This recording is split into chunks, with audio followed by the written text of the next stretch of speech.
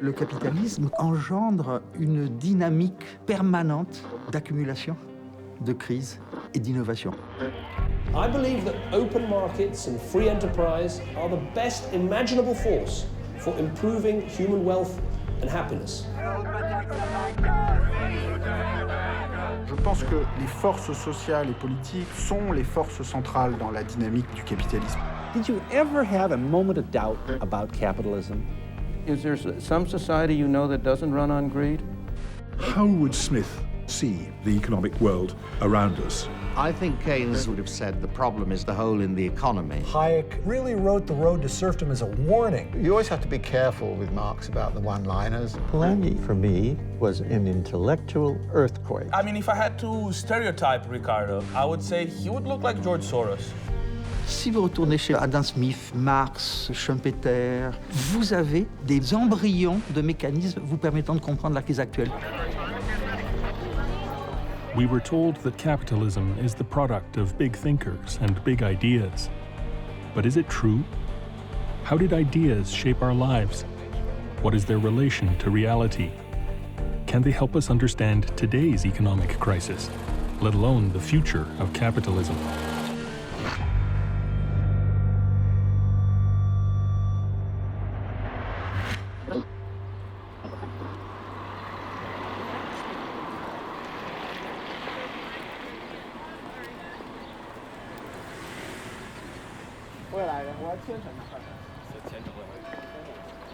Chinese students visit the grave of Adam Smith, the 18th century Scottish philosopher. Adam Smith is very honored, and he wrote a very famous book. I don't know what's in English, but in China we call it 国富论, and most all of us know it. I root for the free market team. Adam Smith is my star player. Back in 1776, economist Adam Smith shocked everyone by saying that what governments should actually do is just leave people alone to buy and sell freely among themselves. It's as persuasive now as it was then. Everybody here knows Adam Smith, you know, he's self-interest and greed is good and the invisible hand and free enterprise and free markets, etc. All that kind of, he's the father of capitalism. But is he? For many, the philosopher and his book are linked to the birth of capitalism. History, however, suggests that capitalism was born hundreds of years before him. And so our story begins not with the man, but with the world that gave birth to him.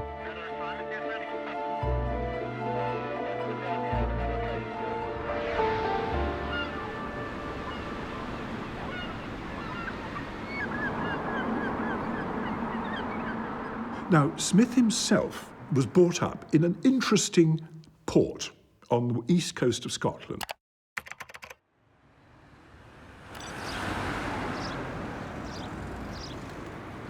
The society he lived in was going through an absolutely profound revolution in its public life.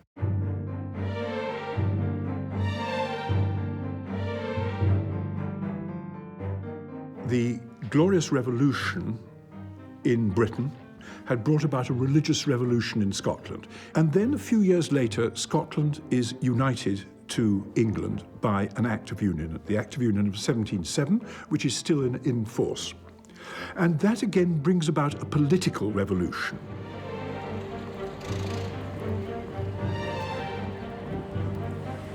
The point about this revolution in public life in Scotland, as far as Smith is concerned, is that it puts a great onus on the Scottish middling ranks. And the duty of this class is to seek the improvement of public life, the improvement of Scottish institutions, the improvement of Scottish religion, the improvement, above all, of the Scottish economy.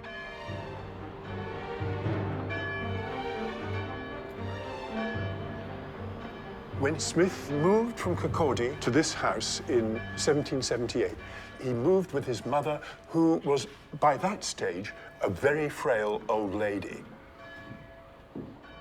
When Smith lived in Kirkcaldy, he was used to being able to look out onto vast expanses of beach, of sea. Here, He's overlooking gardens, overlooking the Canongate Church, which is he and his mother worshipped at. It's interesting because from one of these windows, Smith was able to look out over the monument to his old and very best friend and partner, David Hume. Hume and Smith's philosophical partnership was one of the great formative influences on shaping the Scottish Enlightenment. Hume and Smith, two men who were as like as peas in a pod intellectually, both had the ambition to try and develop a philosophy, a science even, that would explain the principles of human behavior, explain the principles of social organization and historical change without any reference whatsoever to religion. In the beginning, there was empty space. And in this empty space, there emerged a primordial fireball.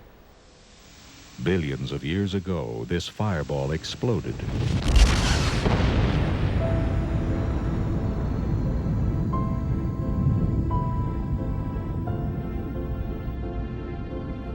Adam Smith, like other philosophers of his time, was searching for laws that could explain human development, a science of man. They were looking to nature as a source of social order. Science was a belief system of the time.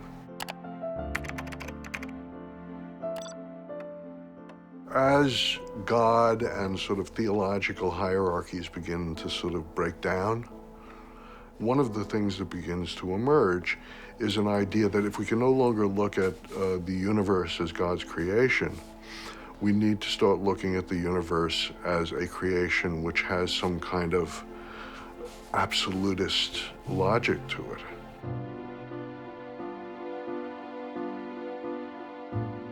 Carl Linne, who was a botanist, decides that he's going to take the entire natural world and define it as a system that is completely integrated and that is hierarchical. And so he starts working on this project called the Systema Naturae, the system of nature. It's an attempt to sort of take the natural world and to make it a logical model. His model is based on the monarchy. So he creates the animal kingdom and the plant kingdom, and he originally planned on doing the mineral kingdom.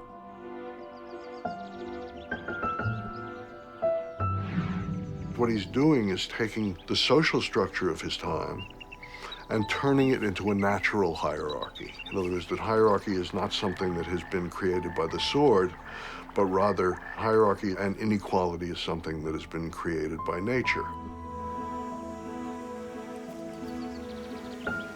By the 18th century, which is Adam Smith, in many ways there is already this idea that reason and science and structure are things that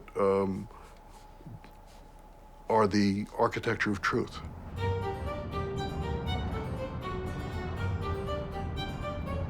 In 1763, almost 30 years after the publication of Systema Naturae, Adam Smith arrives in Paris. He's on a quest to find the natural order of the economy, the basis for his wealth of nations. In Paris, he moves instantly to the circle of the physiocrats, the économistes, and to François Quesnay, who is the leader. François Quesnay, c'était un médecin, donc qui n'avait pas, qui était ni philosophe ni économiste, et qui, il faut le dire parce que c'est important, était tout à fait fasciné à son époque par la Chine. Il était très proche des idées de Confucius, d'ordre naturel, de vertu, de société équilibrée, d'économie relativement fixée, figée, avec des producteurs intangibles, etc.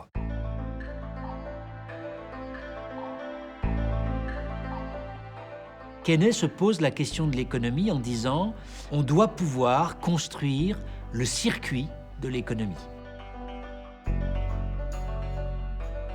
C'est-à-dire établir qui produit pour vendre à qui, qu'est-ce qu'elle produit et pour qui, donc voir tous les flux d'échange de produits comme d'argent entre les acteurs. Classical economics was founded by two doctors. William Petty, a surgeon in Ireland, and François Quesnay in France, founded Physiocracy. And their concept of circular flow between producers and consumers was inspired by their view of the bloodstream. They said, just as in the human body, there's a circular flow of blood to the organs, so the economy is very much like a human body, and it circulates blood from the producers to the consumers.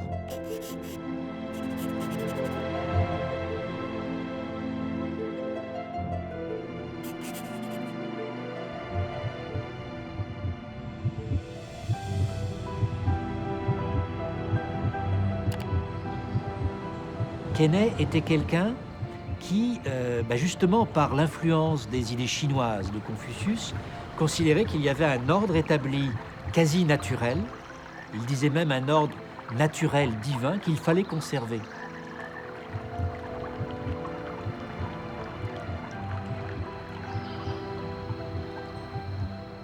Donc en ce sens-là, c'est peut-être normal que Smith et d'autres après reprennent cette idée-là ou mentionnent les idées des physiocrates comme étant importantes pour eux, puisque c'était la première fois peut-être qu'on établissait cet ordre naturel et qu'on donnait les mesures pour le maintenir.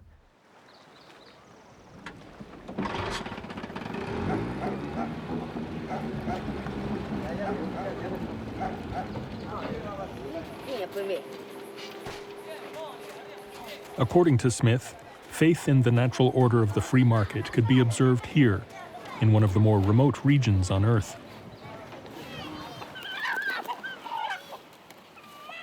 What we can see in Smith's work is an exercise in putting together an absolutely enormous science of man.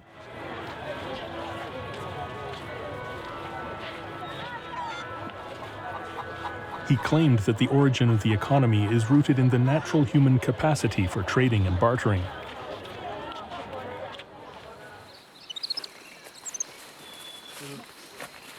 In evidence, he offered the savage tribes, as he called them, of the Americas.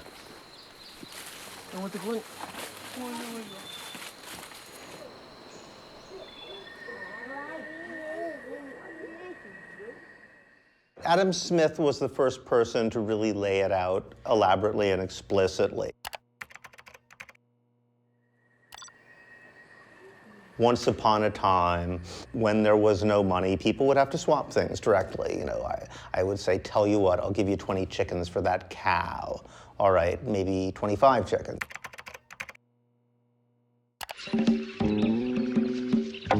When we lived in caves, there were no shopping malls, and people's manners were Neanderthal. I'll give you this for that, that for this.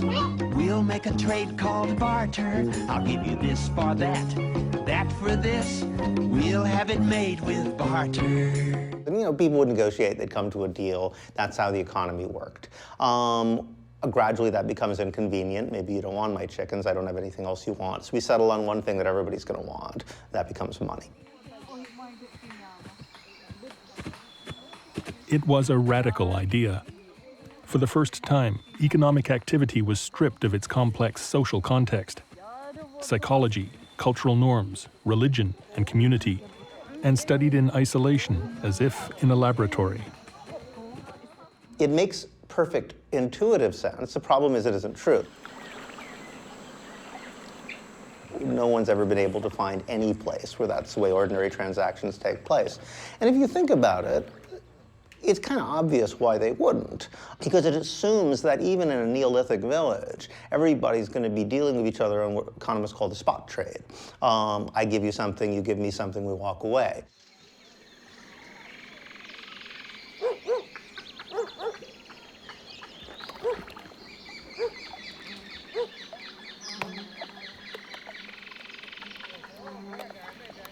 Adam Smith's idea of barter and trade could have easily been demonstrated by the way these hunters in this isolated community barter and trade their hunt. Yes. The problem, however, is that they don't, and they never have. ¿Y ahora cómo es la repartición de la carne? ¿Solo el que ha cazado lleva la carne a su casa? Sí, el que ha cazado no la lleva, pero antiguamente no era así. Antiguamente le cocinábamos así con dos cerdos, sacar su tripa así enterito, una olla grande. Y ahí se le cocinaba a ese animal. Y invitamos a toda la comunidad, a toda la población, ¿no? Y comíamos todos juntos iguales ahí, ¿no? Anthropologists call this system of communal sharing reciprocity. For the Maihunas, as for most indigenous tribes, it is a thing of the past. Today, no one in the village will eat these majas. They will be taken to market, a few hours' boat ride away, and sold. La reciprocidad es un sistema que funciona dentro del grupo, dentro de la familia. Y hablar de familia, estamos hablando siempre de familia extensa, a veces puede ser muy numerosa, ¿no? Yo caso, yo tengo obligaciones de entregar parte de ese animal a tales y cuales personas porque son las que constituyen mi grupo de relación. Y cuando ellos cacen, cuando ellos capturen un animal, van a hacer lo mismo. Si yo pesco, exactamente igual. Que esto no es lo que se llama trueque, porque el trueque es toma esto y dame esto. No es así. Esto es yo te doy y tú, cuando tengas, tú me das.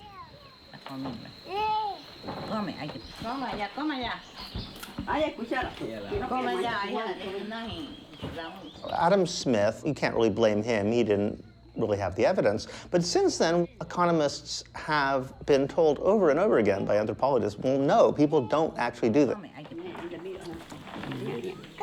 We've been looking for a society like that for 200 years. They don't exist. Yet they still feel obliged to tell the same story. So clearly this story is doing something for them, which has nothing to do with history or empirical reality. The Maihunas did not evolve from bartering and trading into a market economy, no matter what 18th century theory would have us believe. Rather, colonization and the market system tracked them down in the 19th century, once rubber was found in the Amazon.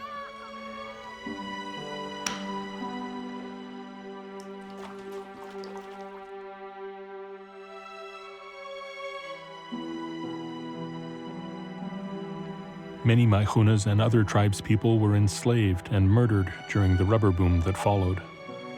Only a few fading photographs remain, and the collective tribal memory of their transformation into day laborers.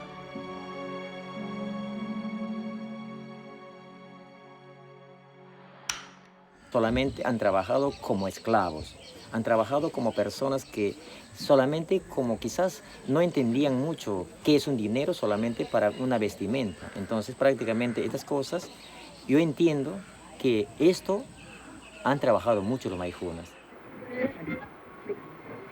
So if Adam Smith's science of man cannot explain the building blocks of a market economy, how did the market evolve historically?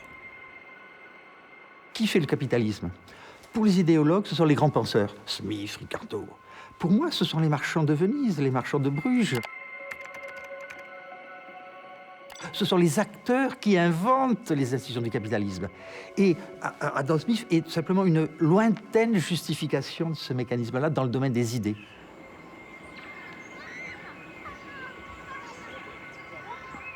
So capitalism was not the product of ideas, but of historical processes that transformed the Maihunas, and indeed all of us, into Homo economicus. These sweeping historical changes were unleashed by a single key event.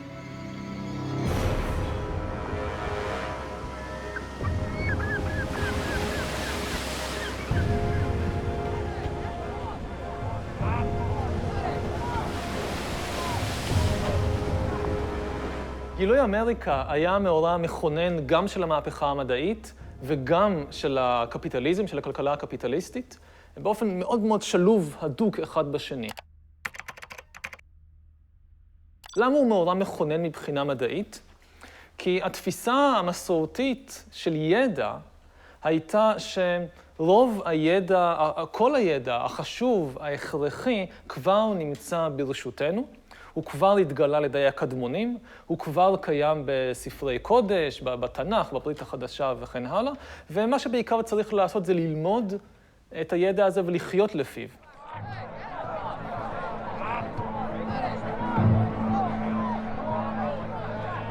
והאירופאים, לא זו בלבד שהם מגלים חצי עולם חדש, אלא מתחילים לכבוש אותו, ליישב אותו, לסחוט ממנו כסף, ממטעי טבק, מטעי כותנה, ממכרות זהב, ממכרות כסף.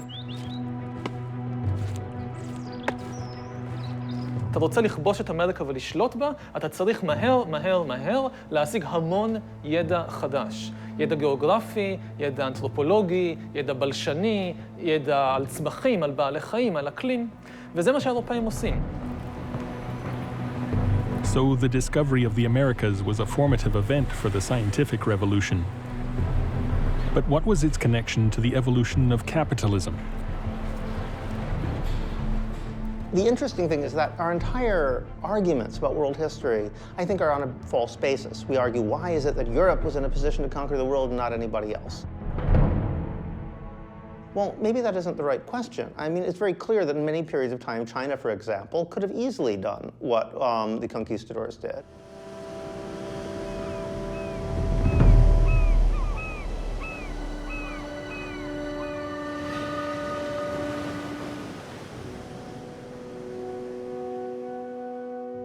世纪初，是吧？郑和下西洋，从1405年开始，郑和第一次下西洋。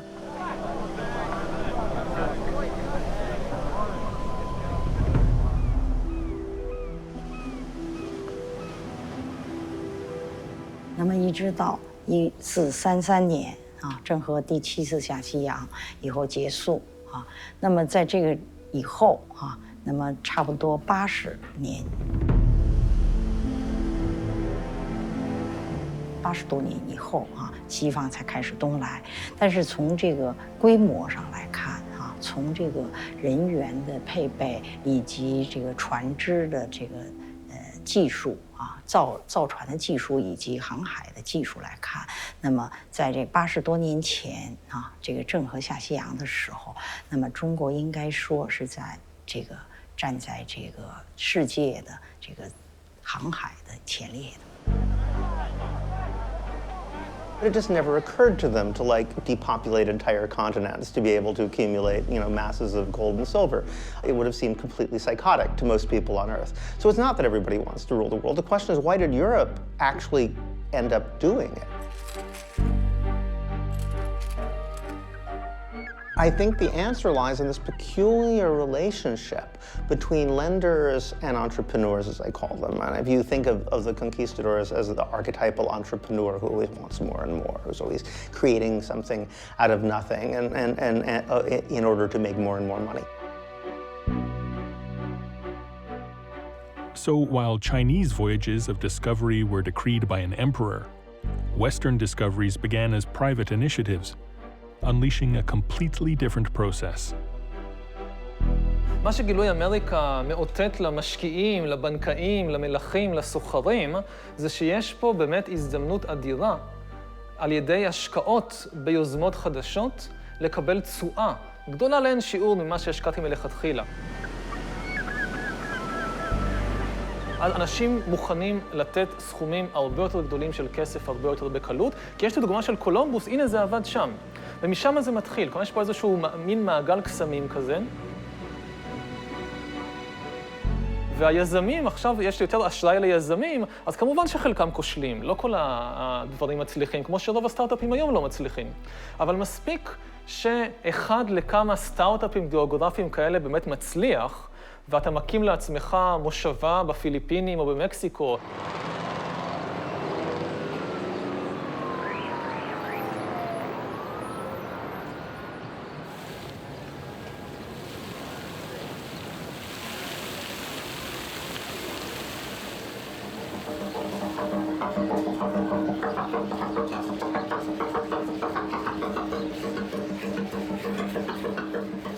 The conquest of Mexico in 1519 by Cortés is an example of this new link, created between geographic discoveries, colonization, and money.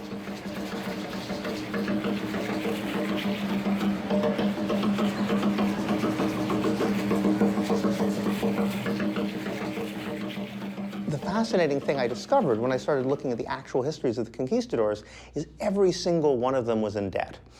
Cortés basically got himself deeper and deeper into debt. He was a gambler. He said, to hell with it, I'm never going to get out of debt. I'm going to borrow even more money and just gamble everything on this crazy expedition.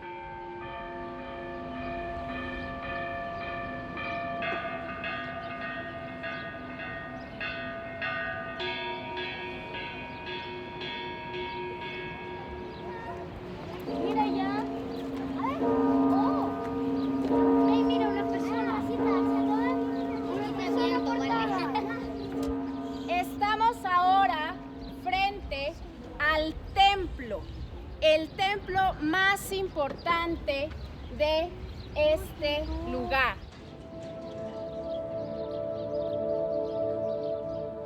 Pudiéramos decir que para el azteca, para el mexica, el oro no tenía validez física.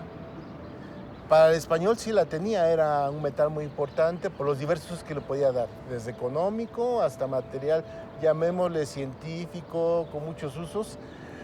Me voy a retractar un poco, voy a contradecir. Para el mexica el valor del oro supera el valor material.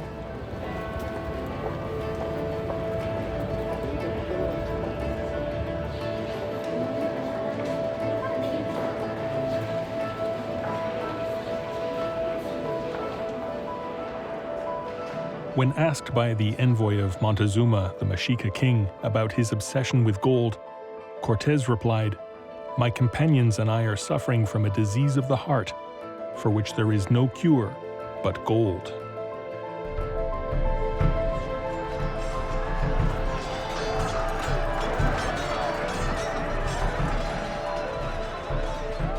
As soon as he actually conquered Tenochtitlan, which took a very long time, when he divided up the spoils, he'd arranged things in such a way that none of his soldiers actually got any of the money. They ended up in debt because he charged them for the cost of medical care, he charged them for replacement weapons, he charged them for everything.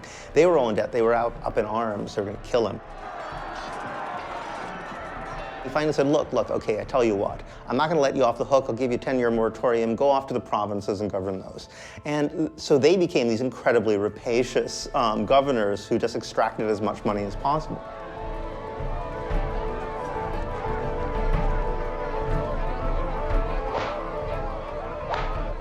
I think that sense of outrage, of shame, humiliation, indignation, like we just fought for an entire year and somehow survived one of the greatest battles in world history, and they're still not paying me anything? They just say, I owe them? This is crazy.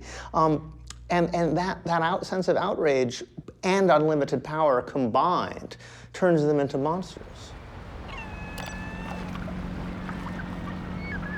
William Shakespeare, in The Merchant of Venice, tried to humanize such lenders and the passions inflamed by money.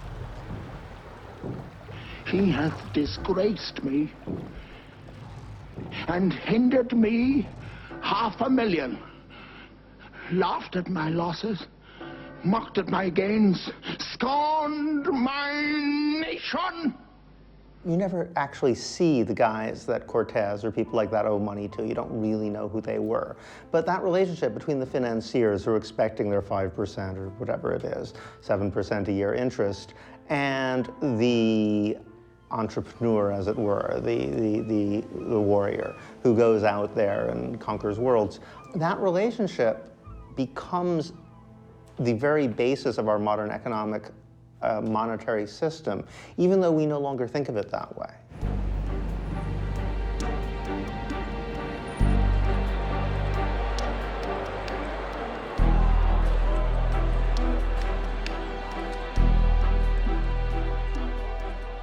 וזה המעגל קסמים של ההשקעות והכיבושים, וזה מעגל הקסמים שמתחיל עם גילוי אמריקן ומניע את שני מעגלים האלה, גם המעגל של הגילויים המדעיים וגם המעגל של הכלכלה הקפיטליסטית, של באמת אשראי, השקעות, רווחים, עוד אשראי, עוד השקעות, עוד רווחים.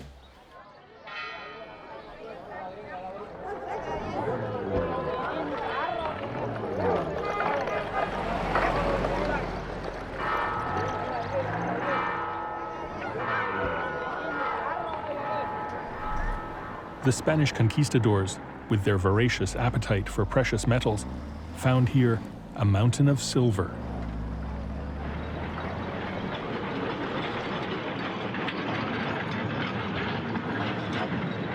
They called it Cerro Rico, the rich mountain.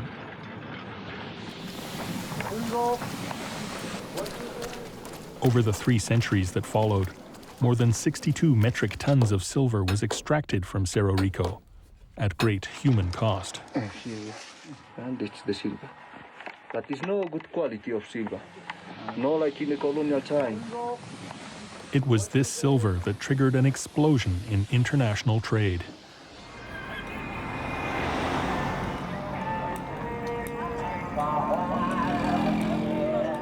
In China, the Latin American silver fueled a dramatic expansion of the commercial market.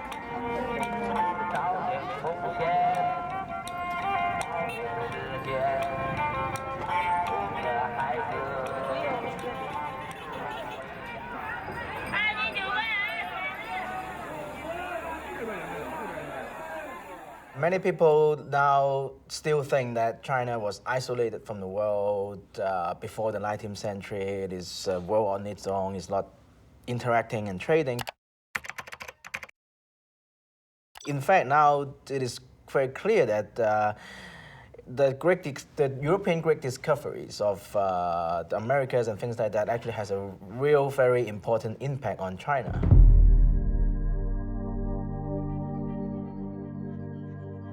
Before the 16th century, the Chinese economy was based on a paper currency. That is, the government prints some paper for people to use in transactions. And it is very unstable because the value of the currency is not based on any precious metal. So the commercial economy was not very advanced until China, the Chinese government, as an attempt to fight inflation and this economic stability, shift to a silver-based economy.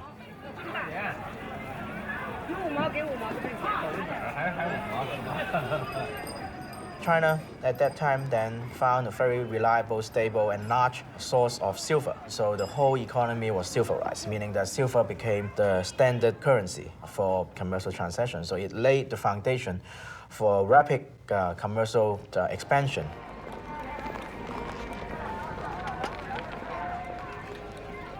Alors que chez nous, l'économie de marché devient capitaliste parce que le capital prend une position très importante, une position de force. En Chine, c'est sans doute un peu différent. Les producteurs en Chine, que ce soit des paysans, que ce soit des artisans, vont au XIIe siècle avoir un accès au marché libre d'eux-mêmes. Ils vont aller vendre eux-mêmes leur production sans être obligés de se mettre sous la coupe d'un marchand ou d'un capitaliste qui, grâce à son argent, va pouvoir leur avancer quelque chose qui ressemble à un salaire.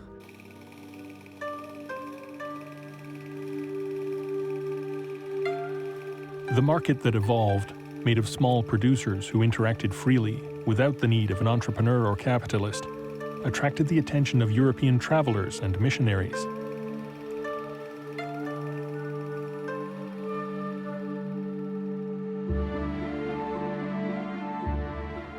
Their stories impressed French philosophers and physiocrats, and Adam Smith.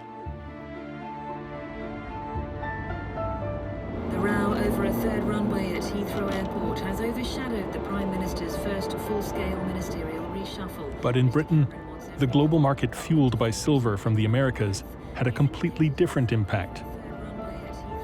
While in China it encouraged small producers, here it destroyed them.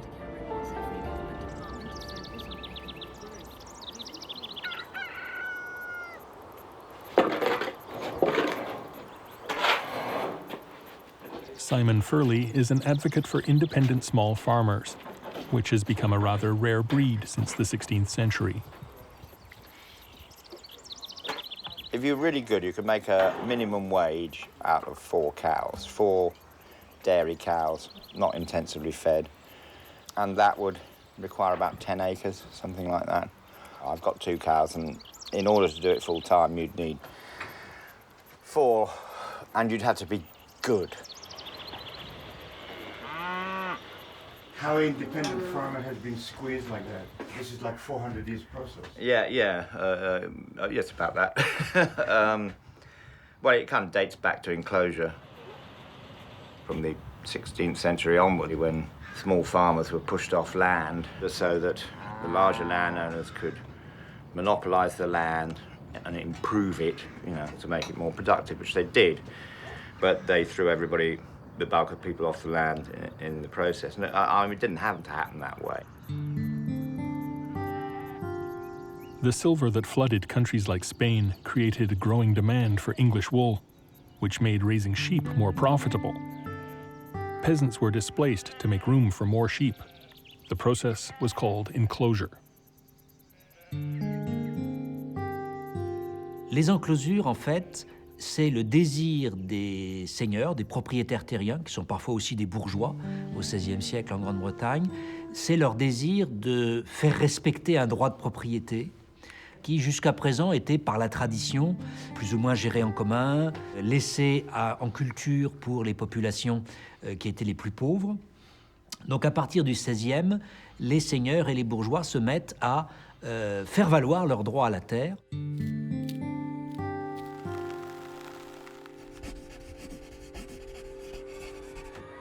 It was coercive. I wouldn't say it was massively violent. There was just a lot of rioting and a lot of resistance, and a lot of poverty, and people shoved into urban situations which had a very high death rate. So in a sense it was violent insofar as the death rate in the emerging new industrial towns was higher than it was in the countryside.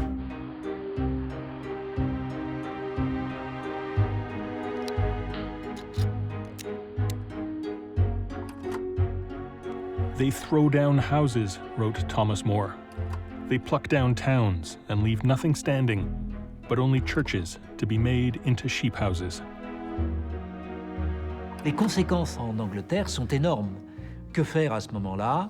La seule solution viable à long terme, c'est d'essayer de trouver un travail comme artisan pour filer ou tisser à domicile. Tout d'un coup, une armée de gens totalement appauvris par les enclosures sont condamnés à vendre leurs forces de travail de façon à pouvoir survivre, tout simplement survivre. This army of dispossessed, homeless, and jobless peasants have become a potential labor force, helping to create a labor market. How do you create a market? That's very interesting. How do you create a market that's disembodied from society?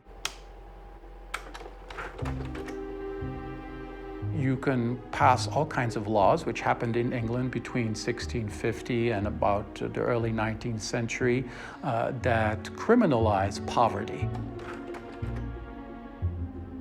You can make it a capital offense for the stealing of a handkerchief. Children can be executed. You can imprison people because they can no longer pay their debts. So the amount of terroristic type of laws that are being passed to criminalize poverty, to increase debt, to create human beings that can be bought and sold, that helps bring about a particular kind of market. Come on, Africa. Come on. Come on. Come on.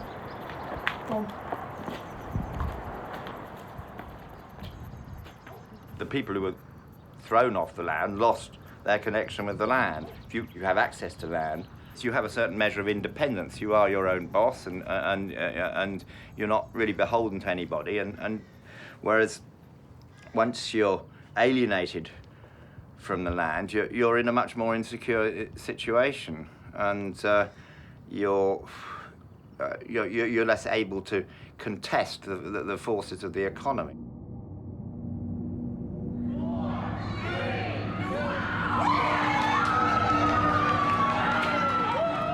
What you've got now is a situation where, in order to keep the wheels of capitalism turning, they had to persuade people to consume.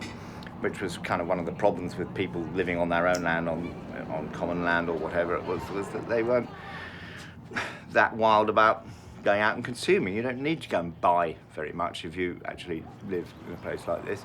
There's just loads to do and keep yourself amused and eat and so forth at your disposal.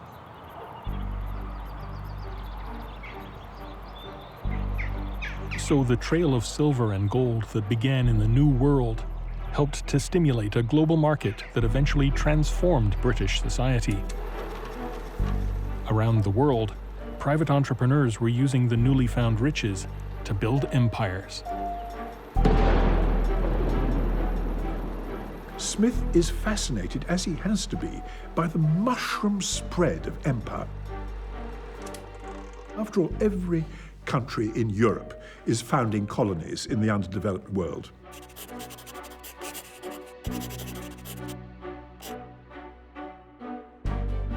And how are those colonies being developed? They're being developed actually, as we would say, by the private sector.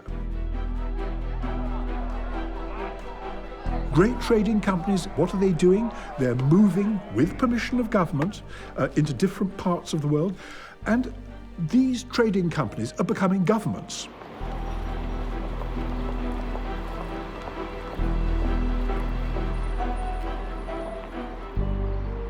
We're standing on the banks of the River Clyde, and in front of you at the moment you can see a tall tower with a blue clock on it. Wealthy merchants, way back in the 18th century, stood on that tower looking down the river to see their ships coming in. And these wealthy merchants had a sort of triangular trading route. They took goods from here in Scotland to the Gold Coast in Africa. The goods they took from Africa to the West Indies was people.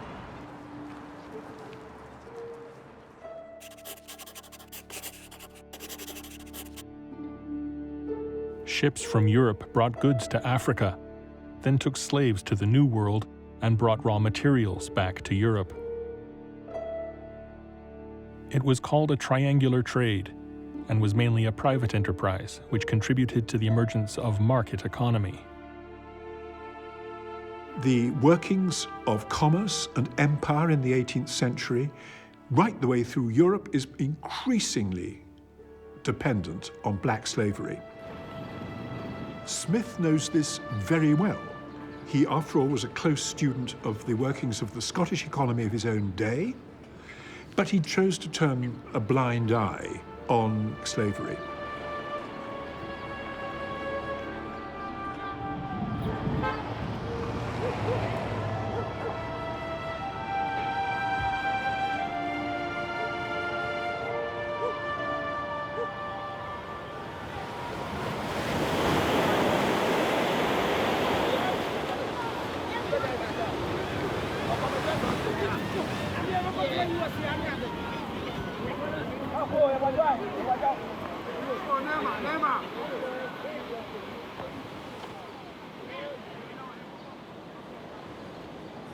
By the 1500s, the transatlantic slave trade was well underway, spearheaded by the Portuguese.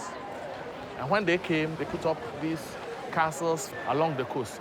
And I want to remind you that these were not referred to as castles. They called them barracoons, or factories. Factories that were meant to produce slaves for the plantations.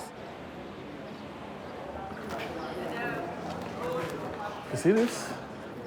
That's the national emblem of Ghana. It is taken from the Crusaders. At the top right corner of it is an edifice of a castle. Shows the role these castles have played in the social, economic, and political development of Ghana.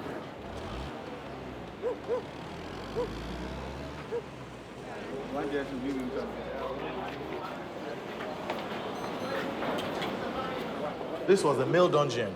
There were no lights. So the hole up there provided them with light and ventilation. And they stayed here for about 3 months on the average. Whilst they were here, they urinated, they defecated, they vomited, they ate, and they slept here. So this served as a drainage for their feces and urine. When it rains, water came in to wash the floor. But the whole place got covered with filth, and many of them got sick and died here.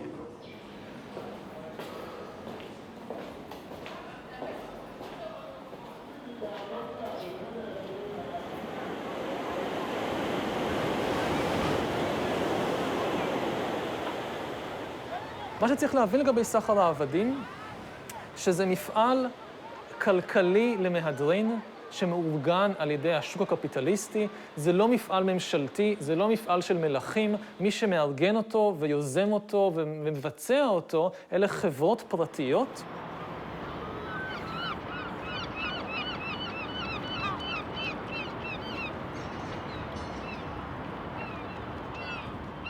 Liverpool became the leading slave trading port in Britain. London and Bristol had kind of dallied with slavery beforehand, but you get to the 1750s and Liverpool really took it to another level.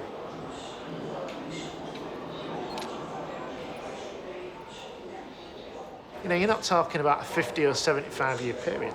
These were generations of individuals, of families that made their entire kind of fortunes on the enslavement of individuals.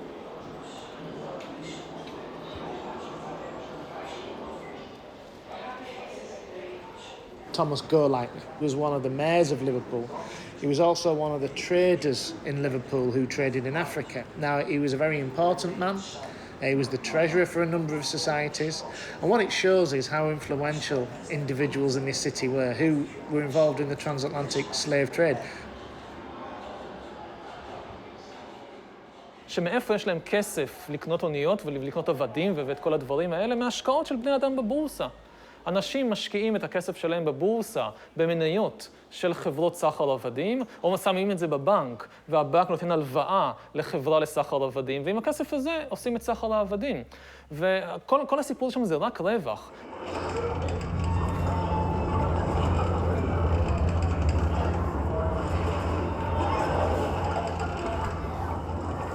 אין שם, זה לא נבע מאיזושהי, נגיד, שנאה גזענית כלפי האפריקאים. לא, הגזענות הזאת הייתה הרבה יותר חלשה, הגזענות היא תוצר של העבדות, היא לא משהו שבא לפני העבדות.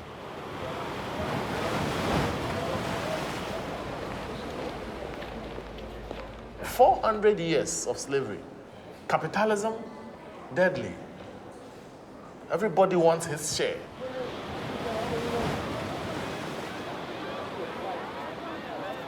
It is often said that Smith was insensitive to social movements and social change of his time. Perhaps the elephant in the Wealth of Nations room, slavery.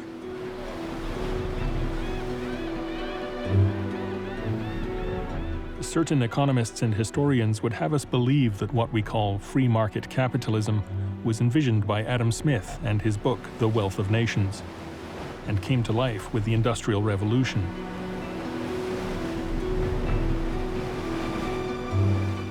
But the origins of our present-day economic system can be found more than 7,000 kilometers across the Atlantic, and 200 years before the publication of Smith's book.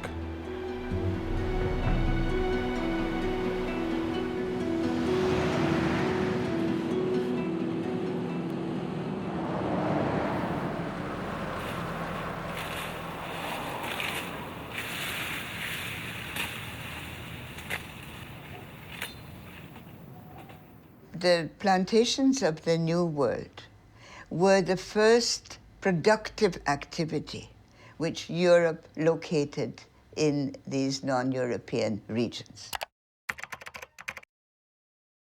Prior to that, they either looted or they traded. And they looted and they traded, and they occupied and they settled.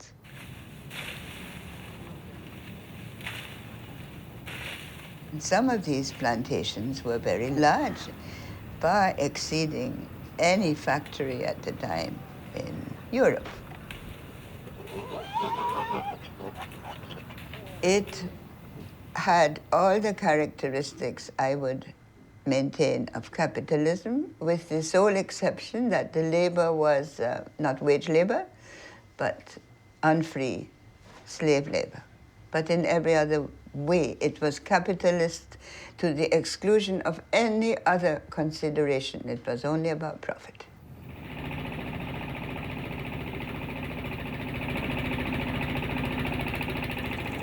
For Smithians in general, they have a hard time relating extra economic coercion like slavery with sort of normal economic transactions. And therefore, things like slavery, they associate it with some kind of barbaric, primitive, pre-developed, underdeveloped society, which cannot possibly be related to a modern, developed economy.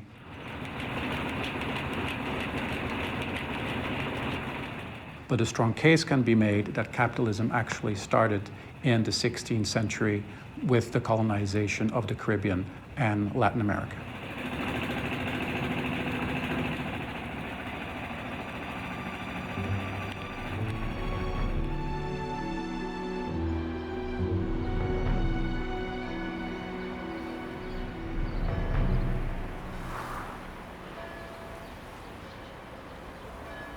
Le capitalisme échappe même à ses créateurs. Vous voyez très bien, il a sa propre dynamique. C'est un fauve très difficilement contrôlable. Et on utilise de façon ad hoc la plupart des arguments théoriques, mais clairement, il échappe même à l'intelligibilité des meilleurs des acteurs.